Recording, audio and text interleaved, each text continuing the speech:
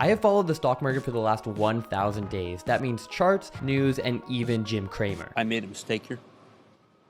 I was wrong. And it taught me a ton about investing, human psychology, and most importantly, how to make money. I'm gonna compress these 1,000 days into just one video so you can learn what I have, and I'll share with you the 3 practical lessons that helped me make more money, stop worrying about my investments, and put me on the track to becoming a millionaire before I'm 30 years old.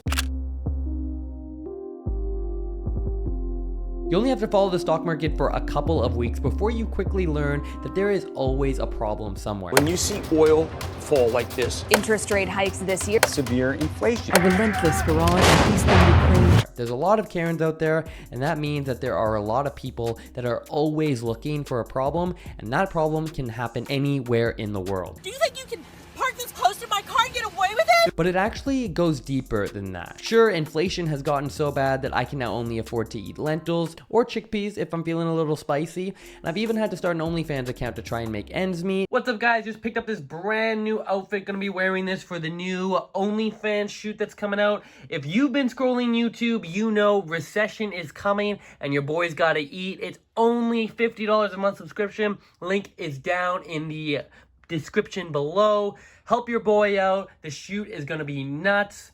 Go click. But all of this has taught me that nothing in the stock market actually matters until all of a sudden it does. Think about it. There are a million problems throughout the entire world, but we only hear and focus on 2 or 3 different issues every single day and every week. And it's just these 2 or 3 problems that drive markets and dictate how investors position themselves in the market. This means that the market at any one time is only focusing on 1 or 2 problems until it decides that it's going to shift its focus. So if the world randomly decides that all of a sudden it's worried about the GDP growth rate of Argentina, then that is what the market is going to focus on, and that is what's going to drive markets. I want to complain though, because I mean, it just gives us another chance to talk about Messi a little bit more. But what does that mean for us? Yes, for Wall Street bets, it means that they're going to hodl into the next meme stock until the cows come home. But for a seasoned and mature investor, the truth is this actually means nothing at all. News only explains what drove the market yesterday and not what is going to drive the market tomorrow. So how is that going to help us make more money? Well, let's play a little game and jump in our time machine and go back to August 4th of 2019. What were you doing on that day? It was the summer, so potentially you were on summer vacation, or maybe you were enjoying the sun, maybe even doing a little bit of sunbathing perhaps. The truth is, you probably have absolutely no idea what you were doing on that day, and you even less likely remember what the stock market did. But on August 4th, 2019, the Dow Jones dropped 760 points, which was its worst day so far that year, and it all had to do with the trade war between the US and China escalating. What about February 12th, 2020? It was the middle of winter, so if you were like me, you were probably dreaming of going on vacation somewhere warm and doing your very best to not jump off the bridge. But whatever it is that you were doing on that day, you probably have no recollection that the pandemic-driven stock market crash began on this day. And over the next 39 days, the Dow Jones dropped 37%, and then April came. And what happened? Stocks went on to make a massive tear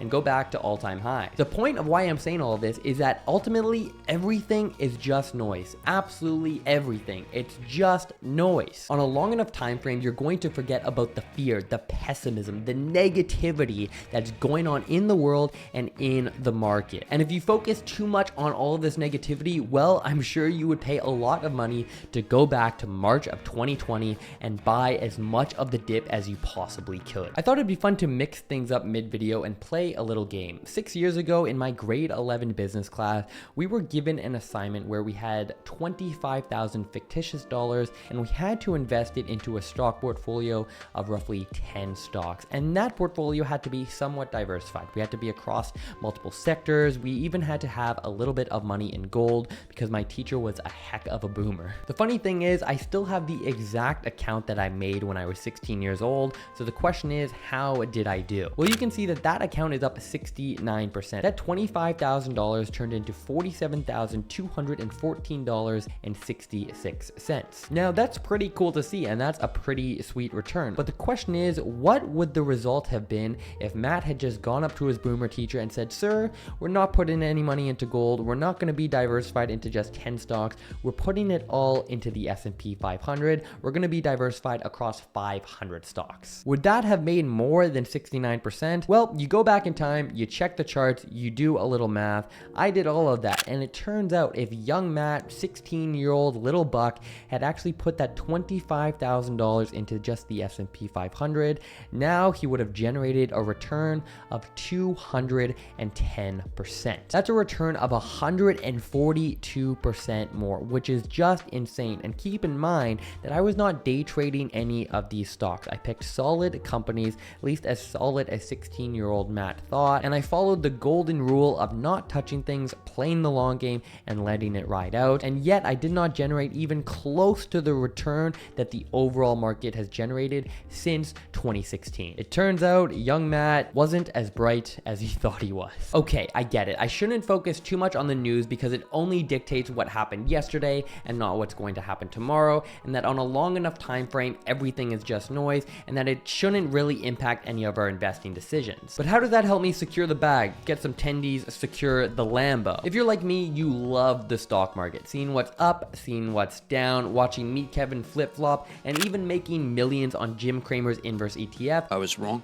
We love all of it. I love what the stock market represents. To me, it's wealth, growth, and infinite potential, and all of that is totally fine and dandy. But all of this impacts people in just two ways. And over the last 1,000 days, the stock market has taught me that if you're going to make money from the market, you must fall into one of two categories. In other words, there are only two types of investors. There's Nervous Nelly and Steady Sam. Nervous Nelly listens to the noise and lets it impact all of her investing decisions. She sold her entire portfolio in March of 2020 because she didn't have her 8 shots yet. She bought GameStop at $80, and she takes all of her investing decisions from her 16-year-old nephew that told her to buy some crypto using FTX. Is that too soon? Steady Sam, on the other hand, loves the stock market just as much, and he'll watch the news, but he will never ever let it dictate his investing decisions. This is because he understands that even the experts have no idea what the market is going to do over the next 6 months, and historically, the market on a long enough time frame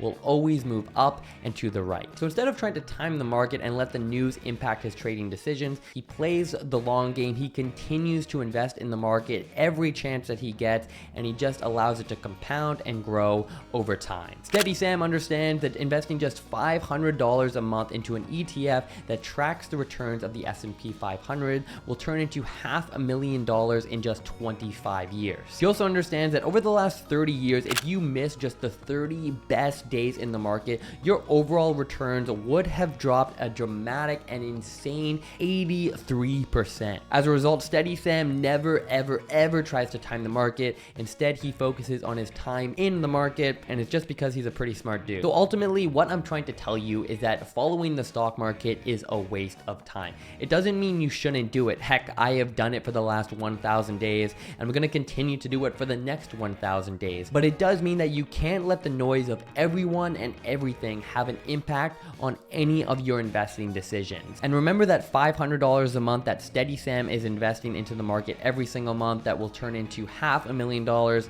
in just 25 years. Well, if you can increase that contribution to $5,000 a month like I have over the last year, you can become a millionaire in just over 10 years. And to help you achieve that, you should watch this video right here that will teach you some important frameworks on how to enter the 1%.